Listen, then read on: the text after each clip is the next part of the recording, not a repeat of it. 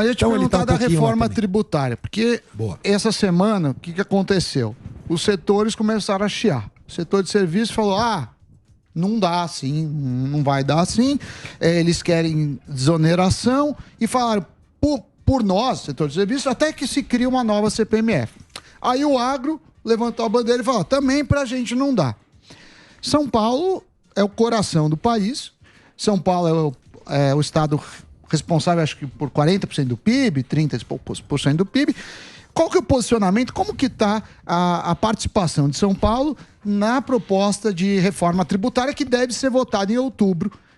Eu falei do Guedes que para mim foi a grande coisa que faltou, foi a reforma tributária. Olha, Samir, eu queria acrescentar algo aí na sua colocação. Eu acho que discutir reforma tributária sem uma reforma administrativa, a gente corre um grande risco. Porque, na verdade, aliás, desde o começo deste governo federal, o que se viu foi aumentar o teto, aumentar gasto. Carreta furacão, porra. A gente não viu 37 ministros, a gente não viu uma ação pensando em economizar recursos. Não, nós vamos economizar recursos. E pela turma eu acho difícil eles proporem chance zero. E aí o que acontece? Aí você faz uma reforma tributária no meio disso. Qual é a tendência? Vai sobrar para quem? Para o pagador de imposto. É capaz de aumentar imposto.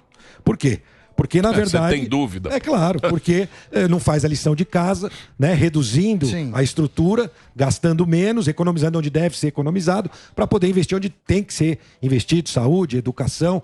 Então, esse é um grande risco e eu fico meio preocupado, porque eu acho que no final, lá na frente, vai sobrar para o pagador de imposto. Vão inventar novos impostos aí, ainda que simplifique, vai ficar mais caro, porque ninguém quer ficar com uma fatia menor do bolo. O Estado não quer ficar, o governo federal não quer e municípios não querem. Então, essa briga, né, antes de uma reforma administrativa, eu acho um pouco temerosa. Mas, ainda assim, o grande problema é na questão dos serviços, que passam a ter, ser onerados com um valor muito mais alto do que são hoje, apesar de ter crédito e débito. Sim. Aqui nós estamos fazendo nossa lição de casa, aqui no Estado. O Tarcísio, há 20 dias atrás, lançou um programa de benefício fiscal. Na contramão, benefício fiscal atingindo várias áreas, e nós vamos continuar fazendo isso, olhando para setores que podem ser beneficiados, Emílio, e também para regiões. Então, por exemplo, eu estive agora em Tupã, lá tem a região do amendoim. O que se pode fazer para estimular? Ou em Franca, um exemplo, região de calçado. Então, nós vamos olhar benefícios setoriais e regionais. E o Samuel está com essa missão, junto com o Jorge Lima, e também a questão do crédito de exportação. São várias alavancas, como o Tarcísio colocou ainda na campanha com seu compromisso, e tem cumprido já nos primeiros meses, para que a gente mostre que São Paulo está fazendo a lição de casa, reduzindo impostos e cortando custos. Eu não sei se é possível. Você vê, por exemplo, você vê como São Paulo... Jundiaí. Pega Jundiaí. Sim. Itupeva. Nossa economia de país. Pra onde você vai hoje? Pra Jundiaí. Jundiaí.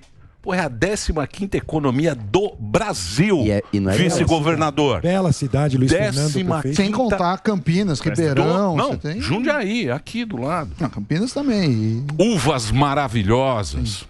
Esse cara também não vai querer perder a arrecadação, né? É isso aí. Esse é que é o negócio. Porque Jundiaí, se você pegar Jundiaí, deve ser muito maior do que outras capitais do Brasil. É isso mesmo. Então o cara vai brigar pelo dele. Esse vai é o falar, jogo. Pera lá. Esse é o jogo. Não mexe em Jundiaí. Não mexe na minha uva. Deixa a minha uva aqui.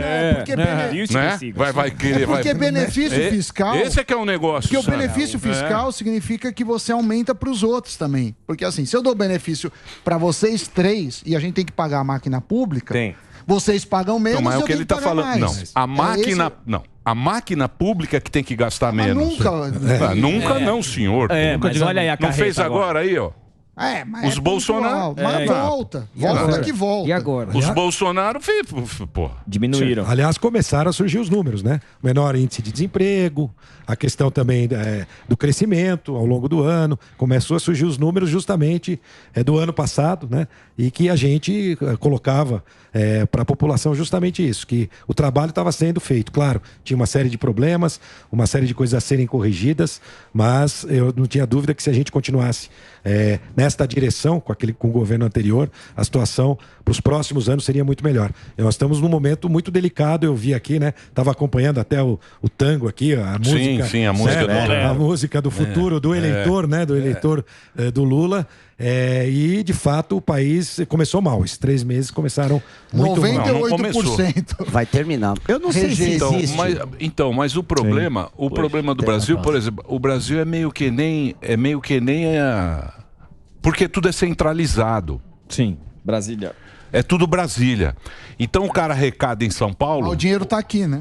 Não, ou aqui. Aqui produz. Ele manda para Brasília e Brasília distribui. Sim. Ele distribui. Esse sistema que é. Está muito longe das cidades, que é onde a vida acontece, né?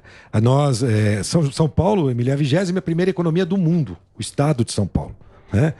Mas pode mais, e é isso que nós estamos fazendo. É um governo de mudança, não um governo de ruptura. É um governo que reconhece as coisas positivas construídas e aproveita agora para oferecer para o Estado de São Paulo melhor serviço. Porque é mais ou menos igual a prestar um serviço, você que é um empreendedor. O nosso cliente é o cidadão que paga o seu imposto e a gente tem que fazer com que esse imposto seja revertido em melhores serviços, principalmente nas áreas de saúde, educação e segurança pública. Essa é a missão do gestor. E para que isso seja feito é preciso ser eficiente. Cortar custos ainda com todas as dificuldades da gestão pública, com os órgãos de controle, marcos legais. A gente tem... as leis não acompanham a velocidade da inovação, né? Hoje a velocidade de inovar é muito maior. E as leis, os marcos legais são antigos. E o gestor público, diferente da iniciativa privada, só pode fazer aquilo que está escrito na lei que ele pode fazer. O empreendedor pode fazer aquilo que não é proibido. A gente não. Só pode fazer o que está escrito que é permitido. Então isso dificulta a implantação. Então você tem que ser, de fato, inovador, criativo, estilo Tarcísio de Freitas no governo. Sim, mas como é que chama? Ele é... Tarcísio. Não, como é que o surto da masculinidade. Erotização da masculinidade em vai surto. Dormir, ele erotiza a masculinidade. A masculinidade.